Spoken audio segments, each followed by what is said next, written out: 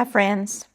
In my last video, the truth about recovering from burnout, a lot of you commented that you couldn't believe how much I was still juggling. And you were right. In fact, a lot of you were kind of mad at me. And I got some comments that kind of hurt my feelings. But I want you to know that I'm a human being and I'm not here to try to make things appear perfect all the time. I'm here to show you what's real. My goal is to get better and just be a better version of myself every day. And sometimes I backslide. And I want to share that with you as well because I know that that's really how life is. And that's how it is for most of us. We make gains, but it's not a straight line. There's going to be setbacks. And I want to share that with you. But your comments really did make me think because I keep saying that I've learned to slow down and let go, but lately I've realized that my problem isn't really how much I'm doing, it's why I'm doing it. I've been thinking a lot about how hard it is to forgive myself for just being human. Maybe that's my biggest issue. I don't know how to forgive myself for being human. I inherited an inferiority complex from both of my parents. They were of the silent generation. And I wondered the other night, have I just spent my entire life trying to prove to myself and to the world that I'm not a piece of shit? Is that why everything has to be perfect, or at least appear that way from the outside? Is that why I can't ask for help when I'm struggling? Or why I can't even let my closest friends and family drop by unannounced without having the warning and the time to clean my house perfectly first? Because I don't want people to see the imperfect sides of me. Maybe recovery isn't about balance or burnout or even boundaries. Maybe it's about giving myself permission to just be mediocre. It sounds funny when I say that out loud because mediocre has always felt like a dirty word to me.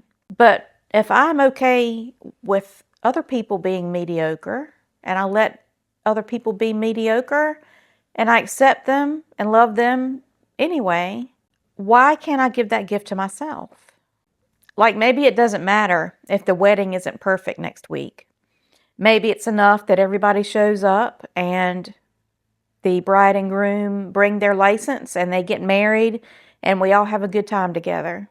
I think that's where so much of this overachieving comes from. It's just that desperate need to prove that I'm good enough. And even when I think that I've overcome that, it sneaks back into my life. And then I get overwhelmed because I'm doing too much. But maybe mediocre doesn't have to be a bad word. It shouldn't be, right? Maybe it just means allowing yourself to be human. And maybe that's all I ever had to be, was human and average and mediocre. Maybe I deserve to love anyway. I keep telling myself that I need to learn how to not give a fuck. But that's not easy, is it? People say I don't give a fuck, but most of the time they really do. Because if you really didn't care, you wouldn't even feel the need to say that. Saying it is still a performance. It's still trying to convince people that you're unbothered and that you don't give a fuck, which means that you still do give a fuck. How many times have I said it over the years? I don't give a fuck. Trying to sound detached and trying to sound cool, but I was secretly spiraling inside. So many times. But clearly, I do. I do care. Because if I didn't, I wouldn't be stressing myself out over all this stuff right now. So yeah, I've come a long way since leaving my corporate job.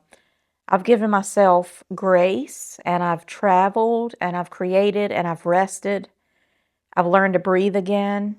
I gave myself the gift of several months with a nearly empty calendar.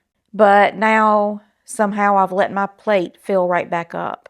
And I can see why. A lot of it has to do with being a mom, wanting to be a good mom, not ever wanting my kids to feel unsupported or alone like I did. Part of this journey for me is recovering from being a single helicopter mom now that my kids are grown, and just learning to be me and feeling okay with that.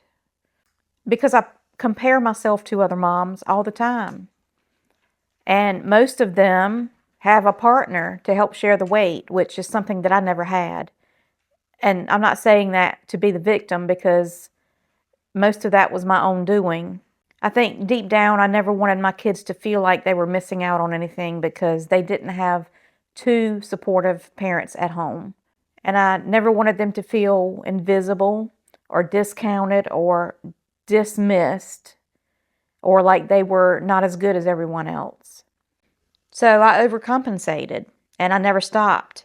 And I wonder how much of this came from my childhood. I know a lot of it did, but also how much of it came from the early relationship trauma in my 20s.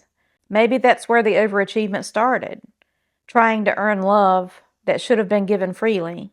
And I may never know exactly where it came from, but I do know this. The last few weeks, nothing catastrophic has happened, just everyday life, but it has shown me how weak my boundaries still are. I keep saying yes when I need to say no. I keep trying to rescue people that don't need to be rescued. I keep trying to make everything perfect when it doesn't have to be. And I'm exhausted again. I think that's one of the main reasons I crave those long solo road trips. Because when I'm out there alone on the road, I finally have an excuse to just focus on me. There's no one asking for anything. There's nobody expecting anything of me, and there's not a ton of details to manage. I can just be. It's the one time that I get to say no and not feel guilty about it. Because sorry, I'm traveling somehow is a lot easier for me to say than sorry, I need to rest. But maybe I shouldn't need an excuse to take care of myself. So maybe this messy, uncomfortable, imperfect space is the real recovery. Not the part where everything is peaceful and balanced, but the part where I'm finally honest about how much I'm still struggling. Maybe recovery isn't about achieving some perfect version of peace. Maybe it's about easily forgiving myself when I mess it up again, when I overcommit and I say too much, and I care too deeply about what other people think. But I really do know that I'm getting better, because I can see it faster now. I recognize the patterns sooner, and that's progress. When I start getting overwhelmed like I am now, I've already taken major steps to reverse what I was telling you about just last week. I'm already feeling better, when in the past, I would not have noticed it until I hit the wall. Even when I fall back into it now, I don't stay there long. I think a lot of us, especially women who've had to be strong for too long, we don't know who we are without the struggle, without something to fix or somebody to take care of. And when life gets calm, we find ways to complicate it, because chaos feels familiar and peace feels strange. But I'm learning that peace is a skill, and it starts with forgiving myself for being human and for getting tired and not being perfect all the time. So yeah, maybe I'm still recovering from burnout, and it's not about rest or routines anymore. Now it's about self-forgiveness. I've hit that point in my recovery. Forgiving myself for not getting it right all the time, and for not being Wonder Woman. Maybe giving myself the permission to be mediocre is the most radical act of self-love there is. Because mediocre doesn't mean careless. It means human. It means having something done, even if it's imperfect, is better than struggling with perfection and not having it done. It means that I'm allowed to rest without earning it. So if you're listening to this and nodding along, and if you're tired of being the strong one, and tired of pretending that you don't care what people think, and tired of living like your worth depends on your performance, then maybe this is for you too.